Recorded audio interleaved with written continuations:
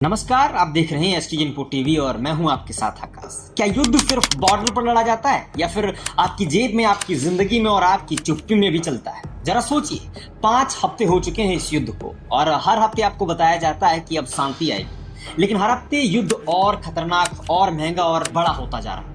Israel अपना रक्षा budget बढ़ा रहा है, जिसका मतलब साफ है, यह लड़ाई जल्दी खत्म होने वाली नहीं है। उधर यमन के हौती भी मैदान में उतर चुके हैं, यानी अब ये सिर्फ 2 देशों की लड़ाई नहीं रही, यह एक पूरा रीजन, एक पूरा सिस्टम जलने लगा। और इसका असर सबसे पहले कहाँ आता है? आपकी जेब पर। तेल की कीमतें बढ़ रही हैं। विशेषज्ञों का कहना है कि अगर हालात बिगड़े तो $200 प्रति बैरल तक जा सकता है। सोचिए, भारत जैसे देश में जहां हम इंपोर्ट पर डिपेंडेंट, महंगाई कितनी बढ़ेगी।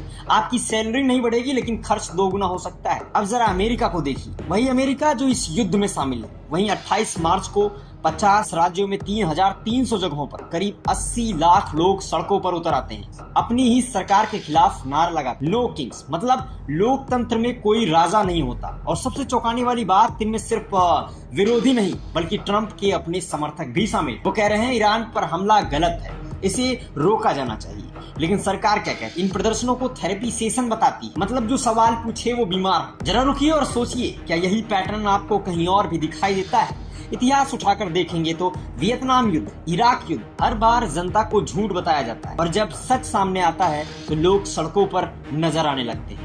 आज फिर वही हो रहा है। अमेरिका के अंदर ही लोग कह रहे हैं we are being lied to, और उधर जमीन पर क्या हो रहा है? ईरान में यूनिवर्सिटीज पर बम गिराए जा रहे हैं, अस्पतालों पर हमले किए जा रहे हैं, रिहायशी इलाकों को खत्म किया जा रहा है। और जवाब, ईरान सिर्फ एक देश को नहीं बल्कि रीजन को जवाब दे रहा है। यूएई, कुवैत, बहरीन, हर जगह असर। हजारों फ्लाइट्स कैंसिल हो रही हैं, अरबों डॉलर्स का नुकसान हो रहा है। यूएई के बाजार से ही $120 अरब साफ हो जा रहा है। लेकिन इस सब के बीच एक अजीब सच भी है, ईरान। दोस्तों, ईरान तेल बेचकर पहले से ज्यादा कमा रहा है। यानी युद्ध कुछ को बर्बाद करता है और कुछ को फायदा देता है। लेकिन सबसे ज्यादा नुकसान किसका होता है? आम आदमी का, आपका और मेरा। आज के नागरिक इस युद्ध में मारे जा चुके हैं, लेकिन सवाल यह है, क्या हम इस पर खुलकर बात कर रहे हैं या फिर हमें सिर्फ यह सिखाया जा रहा है कि संकट है, चुप रहो, एकजुट रहो। लेकिन एकजुटता का मतलब चुप्पी होता है, क्योंकि अगर ऐसा है तो फिर लोकतंत्र धीरे धीरे खत्म हो रहा है। अमेरिका में लोग सड़कों पर उतरते हैं, बैनर उठाते हैं, यहाँ तक कि मोनार्च बटरफ्लाई का सिंबल इस्तेमाल करते हैं। एक तितली जो हजारों किलोमीटर उड़ती है, पीढ़ियां बदलती हैं लेकिन सफर जारी रहता है। वो सिर्फ तितली नहीं है,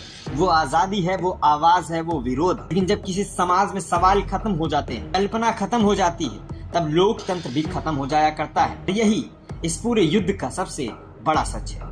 यह सिर्फ बम और मिसाइल की लड़ाई नहीं है, या नैरेटिव की लड़ाई, या इकोनॉमी की लड़ाई है, और सबसे ज्यादा या आपकी सोच की लड़ाई। तो अगली बार जब कोई कहे चुप रहो, एकजुट रहो, खुद से एक सवाल जरूर पूछना, क्या सच में यही लोकतंत्र है? नमस्कार, आप देख रहे थे एसटी इनपुट टीवी और मैं हूं आपके साथ आकाश। मिलते हैं अगली वीडियो में, तब तक के लिए जय हिंद, नमस्कार, वंदे मातरम।